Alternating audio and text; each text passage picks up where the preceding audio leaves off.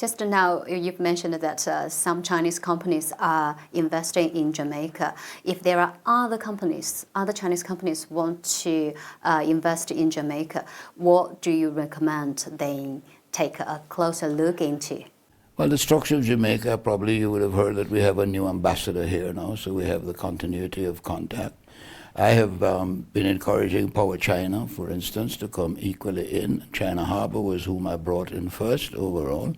I met today with Sinoma, which, as you know, is the largest manufacturer of cement, but has ties in with it. Then, of course, GISCO I came here and completed the establishment agreement. They are now in Jamaica, fully operational, fully on target in terms of the structure that we have. We have accommodated some 286 Chinese workers and contributors, engineers, etc., in the passing of technology and work.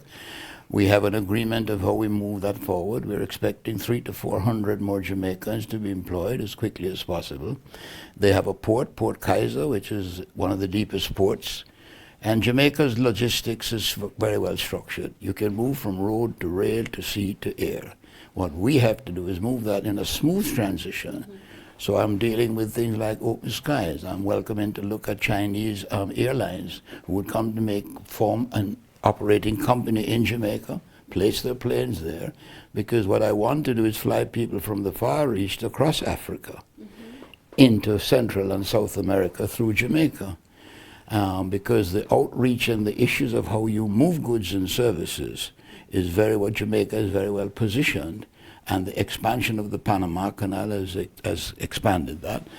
MRO for aeroplanes is another major issue, and the movement of cargo, because as you move cargo more by air, you also need the feedback in terms of how you sell back the product somewhere else. And that's where Africa comes a very important part for me in my plans in a South-South trade development. So it seems to me that Jamaica can be functioned as a logistic center for North America, for South America, and the other part of the world. And as I pointed out even to discussions today, it takes you 4 days to move goods in China from your manufacturing sector to the middle of the country.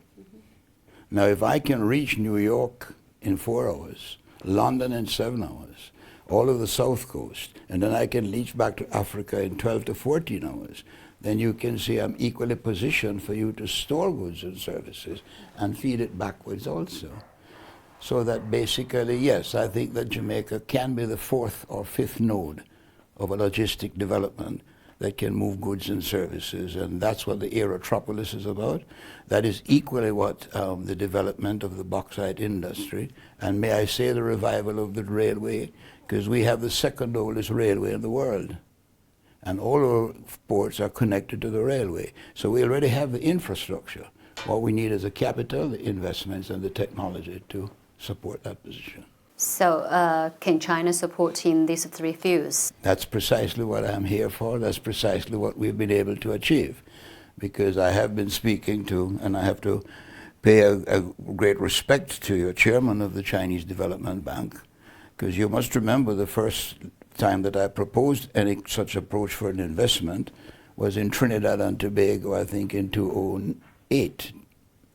So to see that come to a fruition of 700 million, to see the areas made available for the development along the North-South Highway, and therefore to now begin to see what it means that you can link the air concept to that whole aspect, and see you involved in bauxite and open mining and moving as we can solve the energy supplies.